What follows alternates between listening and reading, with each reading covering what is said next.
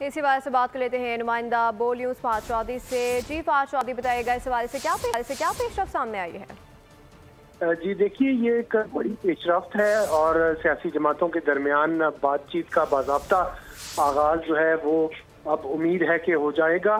Speaker कौमी assembly की ज़ाती कोशिशों की वजह से हुकूमत ने एक आला सतह की मुज़ाकराती कमेटी तश्कील दे दी है। वज़ीर आज़म शहबाज शरीफ ने हाई पावर्ड कमेटी की मंजूरी दे दी है और जो कि PTI के साथ मुख्तलिफ उमूर पर स्पीकर की निगरानी में जो है स्पीकर की मॉडरेशन में बातचीत करेगी। ज़राए के मुताबिक इस कमेटी को ये खुसूसी तौर पर हिदायत की गई है कि इस बातचीत के दौरान कौमी सलामती और कौमी मफाद को मुकद्दम रखा जाए। कोई ऐसी बातचीत नहीं होनी चाहिए जो कि कौमी सलामती या मफाद के खिलाफ हो। इस कमेटी में नायब वज़ीर आज़म इसहाक डार, राना सनाउल्लाह, सेनेटर इरफान सदीकी शामिल हैं, जबकि हुक्मरान इत्तेहाद में शामिल दीगर जमातों के रहनुमाओं को भी इसमें शामिल किया गया है, जिनमें राजा परवेज अशरफ, नवीद कमर, खालिद मकबूल सिद्दीकी, अलीम खान और चौधरी सालिक हुसैन, खालिद मक्सी भी शामिल हैं।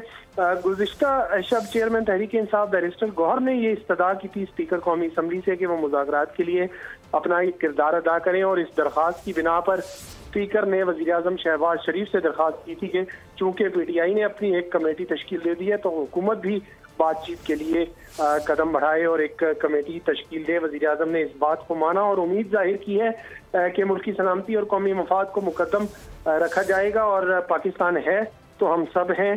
स्पीकर कौमी असम्बली की काविश को सराहता हूँ और अब जो है ये कमेटी ज़राए का कहना है कि ये TOR तय करेगी। पहले स्पीकर से भी मुलाकात की जाएगी और उसके बाद PTI की जो मुज़ाकराती कमेटी है उससे मुज़ाकराती कमेटी इस पर बात करेगी। नुमाइंदा बोल न्यूज़ फहद चौधरी हमें आगाह करे थे, आपका शुक्रिया।